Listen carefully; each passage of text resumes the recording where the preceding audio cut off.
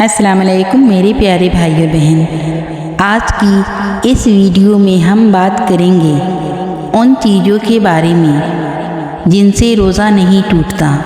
اکثر لوگ ان باتوں کے لیے پریشان رہتے ہیں، تو چلے جانتے ہیں صحیح معلومات۔ آپ پوری ویڈیو دیکھ کر جائیے۔ انسولین کا استعمال۔ شوگر کے مریض روزے کی حالت میں انسولین کا انجیکشن لگا سکتے ہیں، کیونکہ یہ دوا معدے میں نہیں جاتی بلکہ خون یا گوشت میں جذب ہوتی ہے، اس لیے اس سے روزہ نہیں ٹوٹتا۔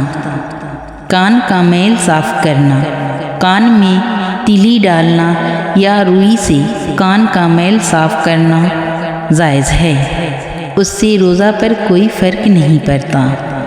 اگر مسواک کرتے وقت اس کا کوئی چھوٹا ریشہ بال نما حصہ غیر ارادی طور پر حلق میں چلا جائے تو روزہ نہیں ٹوٹتا، لیکن کوشش کرنی چاہیے کہ اسے تھوک دیا جائے۔ وضو کے بعد منہ میں نمی رہ جانا۔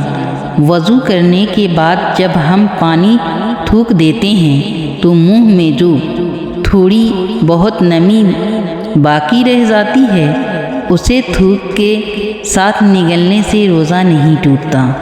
اسے بار بار تھوک کر منہ خشک کرنا ضروری نہیں ہے۔ لیپ بام یا ویسلین کا استعمال۔ اگر سردی یا کھانسی کی وجہ سے ہونٹ پھٹ رہے ہو تو ویسلین یا لیپ بام لگانا جائز ہے، بس اسے زبان سے چاٹنا نہیں چاہیے۔ نیک نیت سے سونا۔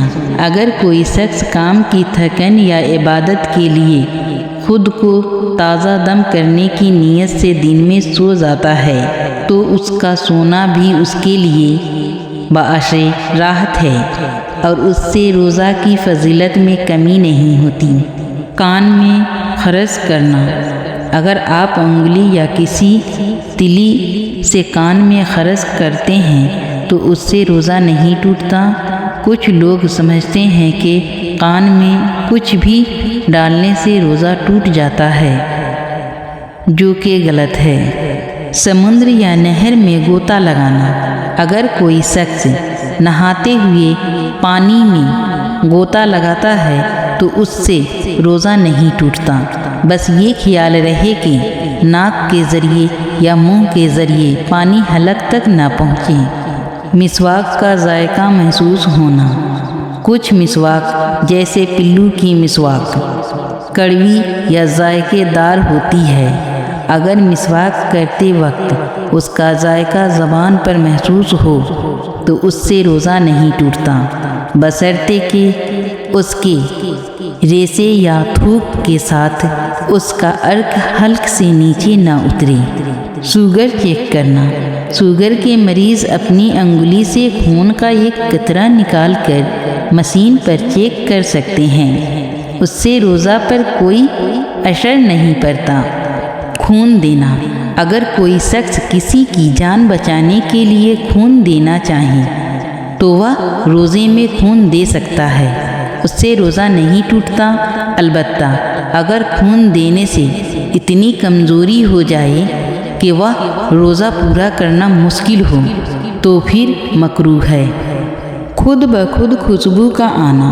اگر آپ کسی ایسی جگہ سے گزریں جہاں اگر بتی جل رہی ہو یا پینٹ کی بو آ رہی ہو تو اس خوشبو یا بو کے ناک میں جانے سے روزہ نہیں ٹوٹتا، کیونکہ یہ آپ کے اختیار میں نہیں ہے۔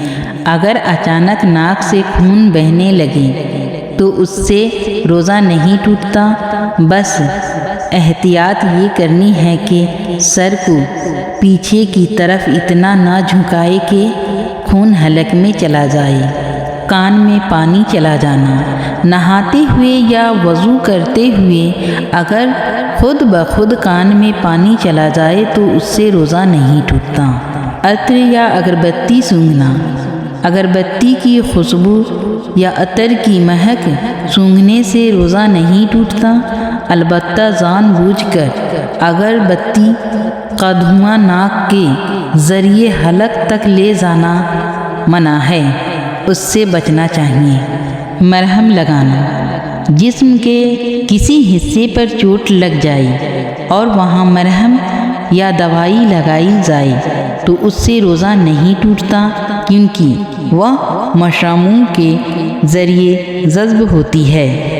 دانتوں میں پھنسا ہوا کھانا، اگر سحری کے وقت کا کوئی ذرہ دانتوں میں پھنس جائے اور آپ اسے روزے کے دوران نگل لیں، اگر وہ ذرہ چینی کے دانے سے چھوٹا ہے تو روزہ نہیں ٹوٹے گا، لیکن اگر وہ چنے کے دانے کے برابر یا اس سے بڑا ہے تو اس سے نگلنے سے روزہ ٹوٹ جائے گا۔ بہتر ہے کہ خلال کر کے اسے نکال دیا جائے۔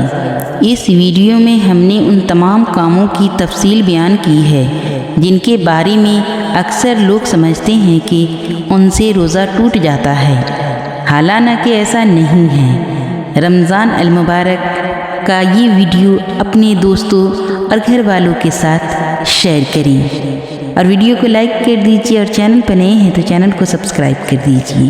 آپ ہمارے بھی چینل کو سپورٹ کیجیے اور کامنٹ میں ضرور بتائیں، اور اپنی دعاؤں میں ہمیں بھی یاد رکھیں۔